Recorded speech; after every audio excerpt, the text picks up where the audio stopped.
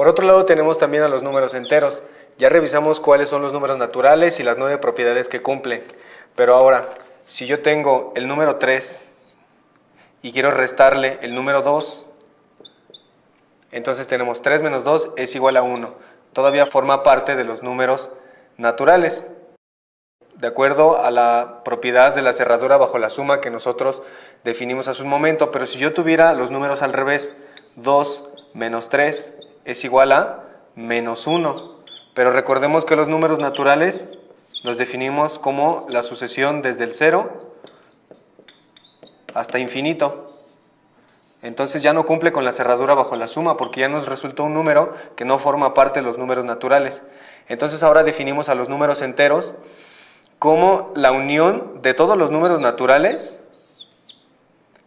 y además le vamos a añadir todos los números naturales que son negativos o con el signo negativo, es decir, con su inverso.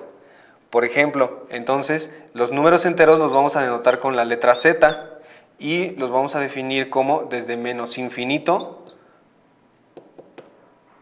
menos 3, menos 2, menos 1, incluyendo al 0, al 1, al 2, hasta infinito.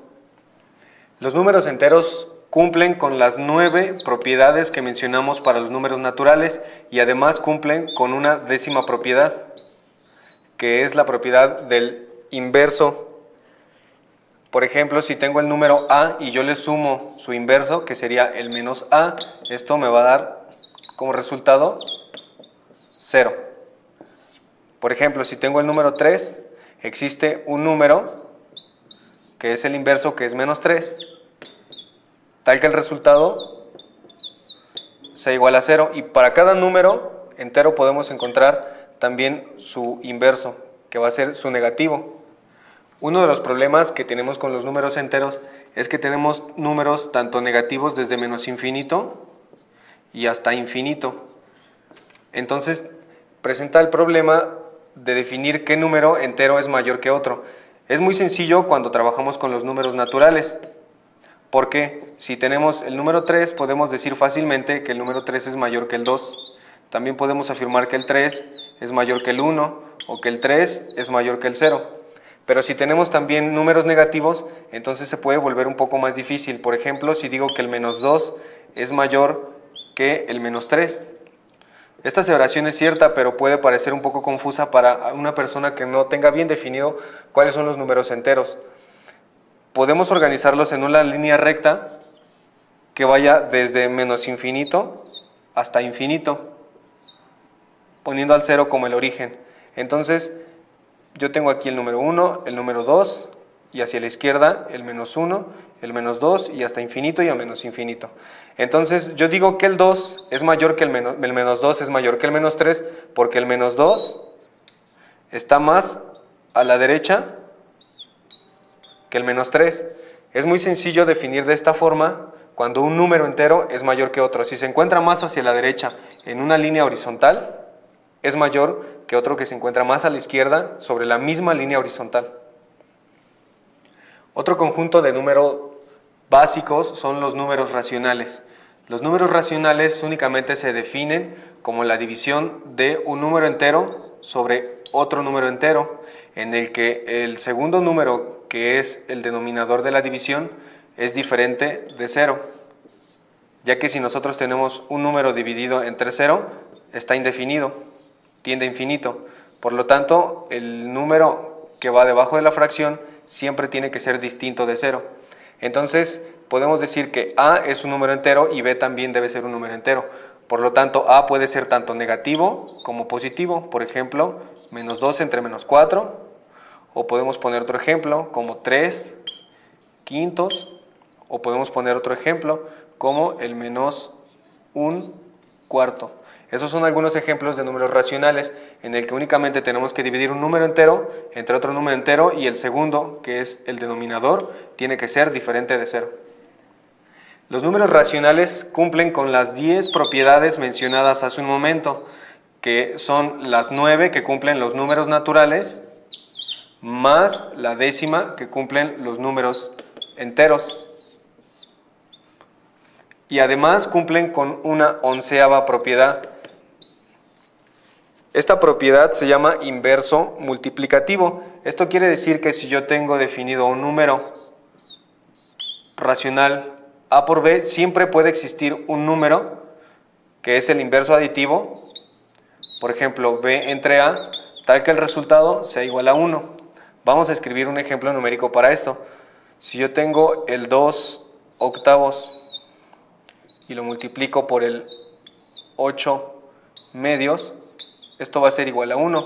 ¿Por qué? Porque la multiplicación de dos fracciones se realiza de forma directa, es decir, el numerador por el numerador y el denominador por el denominador. Entonces 2 por 8 son 16, 8 por 2 es igual a 16, 16 entre 16 es igual a 1.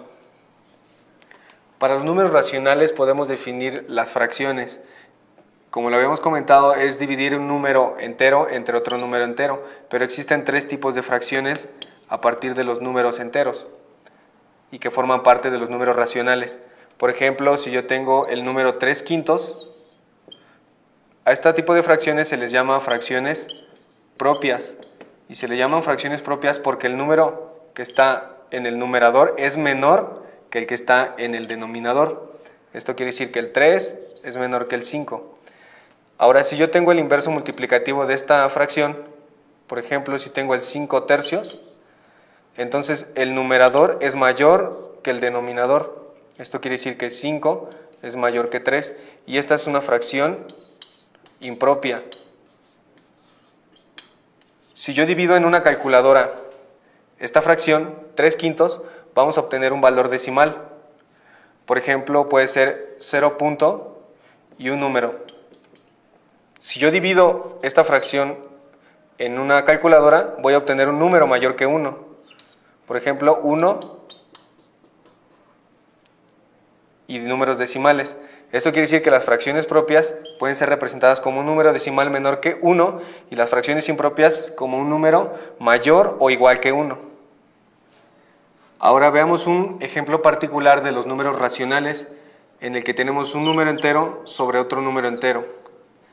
Por ejemplo, el 1/3. Si yo esto lo calculo en una calculadora, en un procesador de cálculos, lo que voy a obtener como resultado decimal va a ser 0.33, 3, 3, 3, y se repiten indefinidamente este decimal. Entonces se representa con una barra arriba del último dígito que nos quiere decir que es un decimal periódico, es decir, que siempre se va repitiendo.